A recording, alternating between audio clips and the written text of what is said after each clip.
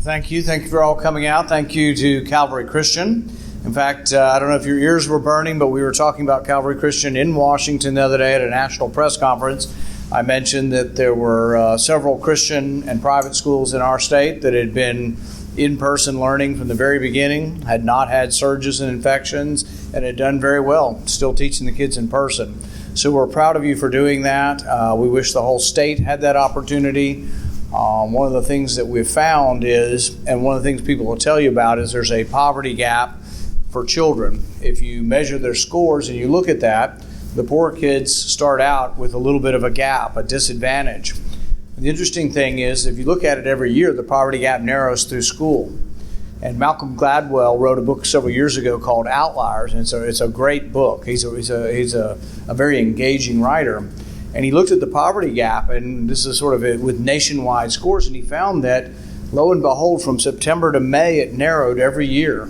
And we were narrowing it. And you know, if you looked at the time that it widened, it was from July to August. School actually helped, and school was a way of narrowing the differences between us that exist because of socioeconomic differences. And yet, what we've been doing for the last year is nobody's been going to school. The scores of the kids not going to school are plummeting. I mean, it's really a walking disaster of the kids that have lost a year of their life. Now we have schools that are saying, oh, well, we're not coming back until we have permanent government child care. Some of them are saying we're not coming back till the Green New Deal passes. You know, so I mean, it's become, they keep moving the goalposts of when some of these teachers are going to come back to work again. And the bottom line is I think we all need to be very realistic about this. When you look at the risk factors for getting the disease, it is primarily a disease that's caused mortality among the elderly and those overweight. Now, not enough emphasis has been made on the weight problem. The reason I bring it up is not that it's easy to lose weight, but it is a risk factor. So if you're 75 and overweight, you got both risk factors. But if you're 40 and overweight, that is a risk factor. We have somebody that everybody on my staff knows who almost died. He was on a ventilator for 9 days, but he was overweight. And so the thing is that there are risk factors. But the other thing is there's a treatment. You won't hear this from Dr. Fauci because he's busy telling you all kinds of other things that may or may not work. But the one thing that does work are these monoclonal antibodies. President, Christie, Giuliani, they all got sick. They all got the monoclonal antibodies, and every one of them will tell you, at least anecdotally, they were better within 24 hours. I know somebody who has metastatic cancer, has almost no immune cells, got COVID, was getting sick, got the monoclonal antibodies, and was better within a day. It's not perfect, but it's a huge reduction in mortality. But here's the rub. You have to get it within a certain window. If you wait too long, if you're out of breath and your oxygen levels have dropped and you're getting ready to have to go on the ventilator, it doesn't work. So really, if Dr. Fauci wanted to help any of us, he'd be all over television. He is anyway. He's all over television. But have you heard him one time say there's a treatment for COVID that works very well and reduces mortality 80%, but you got to know to get in? I've never heard him say that. He's too busy, telling us about Tinder and how to date and when to play baseball. He's got an opinion on everything, but he doesn't seem to be telling us some practical things. The other thing is I think he needs to be more honest with us, and our government should be honest with us about the vaccine. People say, well, everybody's the same, everybody should take the vaccine. Well, everybody's not the same, frankly. If you've already had the disease and you're a young person and you're in good shape, I think you ought to think about it and talk to your local doctor about whether you need the vaccine. If you're over 75, you probably need to take the vaccine. There's no question. So there are categories that are very easy to diagnose where you should be, categories that are very low risk, and then there's sort of in between. I'm sort of in the in between. I'm not against the vaccine. I think the vaccine is really helping us. When you look at the numbers of what's going on now, a third of the public's been vaccinated. That's good. And our death rates are going down. If you look at those over 75, 75% of those over 75. So we're not stupid. We know where the risks are. Those over 75 are choosing to get the vaccine. We don't need to mandate it. People are choosing voluntarily to get it. But what I fear is a world where they say, your 10-year-old's got to get it, or your 15-year-old or your 20-year-old's got to get it. I'm not against them taking it, but it should be your choice. It's about, in a free country, I say this over and over again, in a free country, you make your own decisions. In a free country, you get to decide. Your medical choices are your choices to make. The same way, your religion, your school, all of these things are your freedoms. They're inherently yours. With regard to the idea of some who talk all the time about either whether we should spread democracy around the world or whether how great a democracy we are, we're not a democracy. We're a republic. And when the kids ask me a question when I go to schools, that's one of the main questions I ask them: are we a democracy or a republic? Why? Because the main difference is that those of us who believe in a constitutional republic believe that our rights come from God. We believe that these rights precede government, that they're inherently ours, and that a majority can't take them from us. So when the founders of our country wrote into the documents and wrote into the Bill of Rights and they said the freedom of speech, the freedom of religion, they weren't talking about a freedom of religion, they were talking about the. It was something they knew that existed, that free people had a right to pray, that free people had a right to choose their church, that the government wasn't going to be in charge of the church.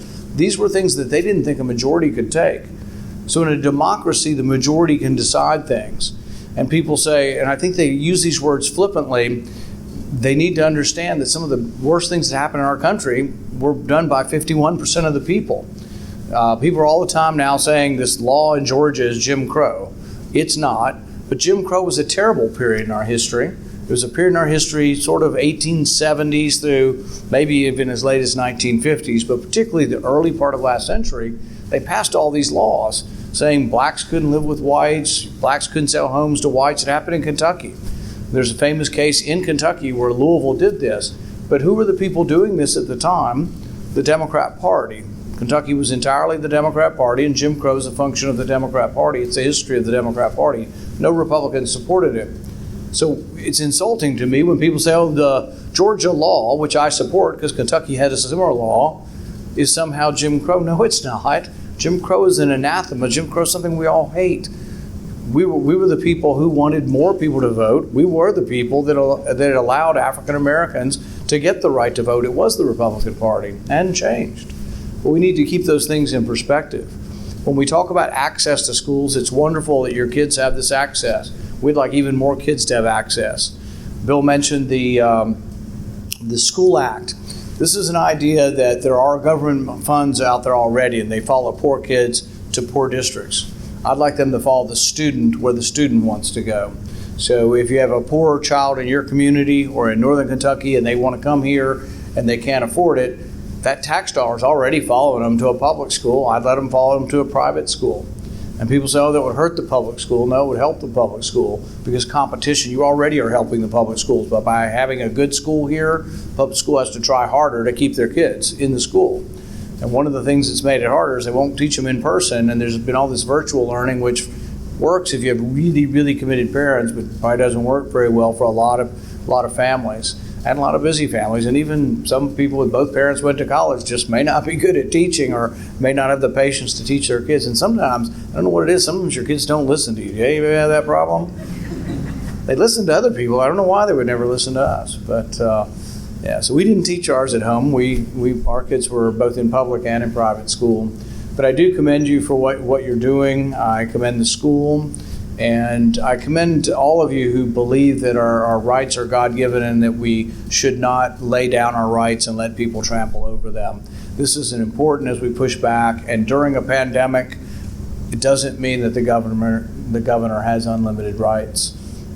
We still have our constitutional rights. The Constitution still exists. The Supreme Court has said as much, that the Constitution still exists and that your rights, the Bill of Rights, still exist despite a pandemic. No one would have ever imagined that we were going to allow a governor to dictate every aspect of our life. And there's going to be a case coming up before the Supreme Court. It's probably the most important case maybe in my lifetime in Kentucky. The state legislature has emergency powers they gave to the governor in the 1990s. Just recently, they passed restrictions on that. They narrowed how much power the governor has. They took back power. The governor's now saying and arguing in court that his powers are inherent. He says somehow God anointed him, and he has all of these powers, and that the state legislature cannot check and balance those powers or limit his powers. He's arguing that his powers are inherent. Sounds like sort of the divine right of kings, and I thought we'd kind of gotten beyond that. But it's going to go before the Supreme Court. We've already had a judge in Kentucky who said that maybe he's right and placed an injunction on the state legislature.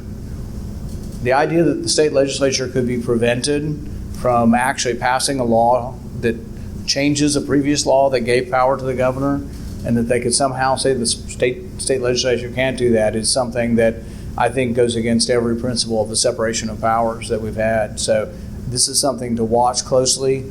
Supreme Court, you have a Supreme Court justice here. We need to watch how they vote on this, because this is a real reason to become involved with who is on our Kentucky Supreme Court. Thank you all for having me, and I wish Calvary Christian the best of luck. If you need assistance with federal agencies, please contact our Bowling Green office or visit our website.